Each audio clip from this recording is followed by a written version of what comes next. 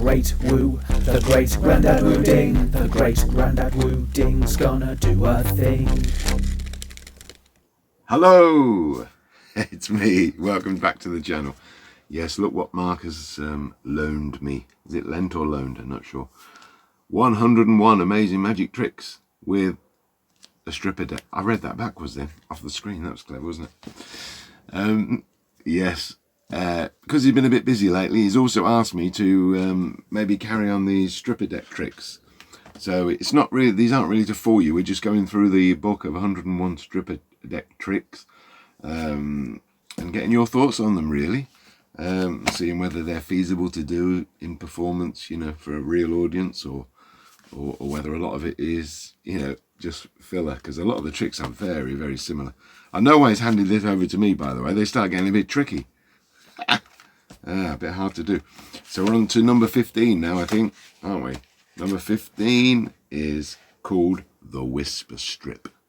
I have noticed the titles of the tricks sound a lot more exciting than they are. So this is called the Whisper trick. He's even lent me a pack of his El Cheapo stripper decks. I remember buying my first one actually from a big stationery shop in Northampton, where I lived as a kid. I think it was called Marks. It was a bit like an independent version of W.H. Smith. And they had, at one point, they had this little department with magic tricks in. It was great. Oh no, my camera's falling down, I think. Oh no, it's okay. Anyway, and it was called the Wizard Deck, I think, rather than stripper deck. The Wizard Deck. I'll have to hoik it out of the attic when we're doing some tidying up. I'll show you one day. Anyway, this is called the Whisper Strip. I'll do it first, then I'll perhaps explain it. So basically, I've got a couple of tips, by the way. I don't know, I know Mark's done 14 already. I have watched them all, but I can't remember exactly what he said in all of them. But basically, the concept of the stripper deck is you have to get the card returned the opposite way round, so that, you know, without them noticing, really. So a good way of doing that is actually fanning the cards for selection. So if you fan the cards like this, and then get them to choose any card, okay, so they've chosen the King of Hearts, say, but then if you close the fan in the opposite direction, that has turned the pack around, ready for them to return their card the way they took it. Okay, so that goes in there. Now you must remember to start this trick with the with the narrow end towards the audience. Okay, now I've got a little tip for that in a minute, but let me just do the trick. So it's called the Whisper Strip. Apparently if I flick through the cards, they will whisper to me where your card is. You ready? Oh, they didn't whisper. If they whispered, it was very quiet. Ah, there, they whispered. What was your card? The King of Hearts? You're kidding, because that's what I've got. Oh dear. So that is called the Whisper Strip. So basically, you have to start with the narrow end of the pack towards. And I was thinking, well, oh, the narrow end towards the audience. Well, here's a little tip for that. Look, with the stripper deck, with a club or a spade, you see the wide bit of the stalk. That is the wide end of the cards.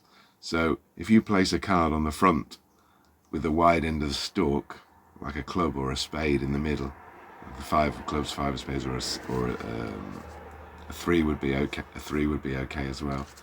You know, as you take the cards out of the pack, then you know which end of the pack is the wide end. So there's a little tip, okay?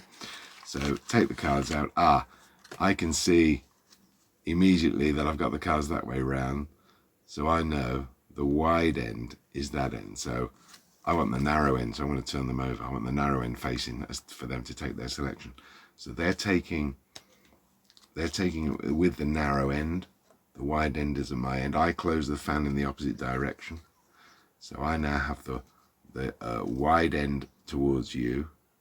But the wide end of the selected card is towards me. They place it back, either in the fan or when you've closed the pack.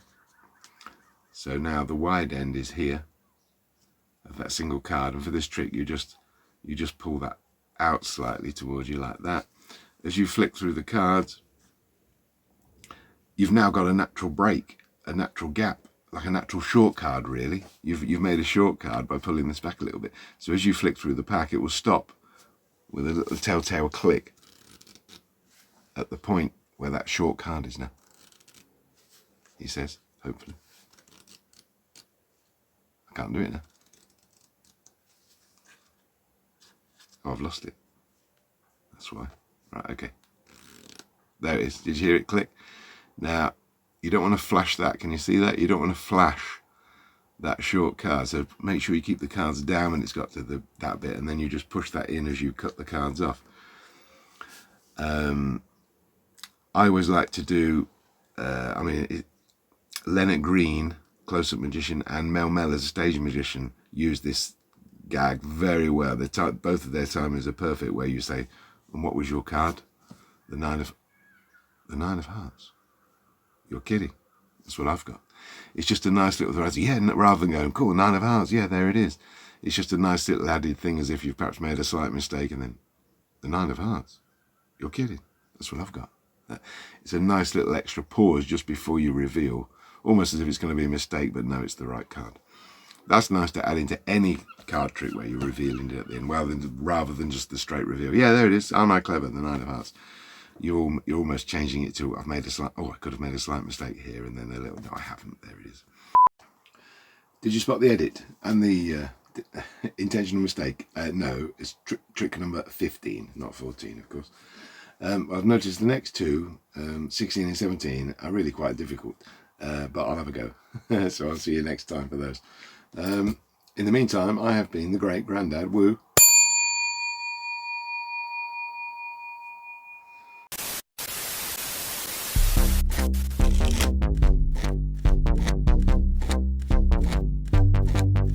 The Great Woo, the Great Grandad Woo Ding, the Great Grandad Woo Ding just did a thing.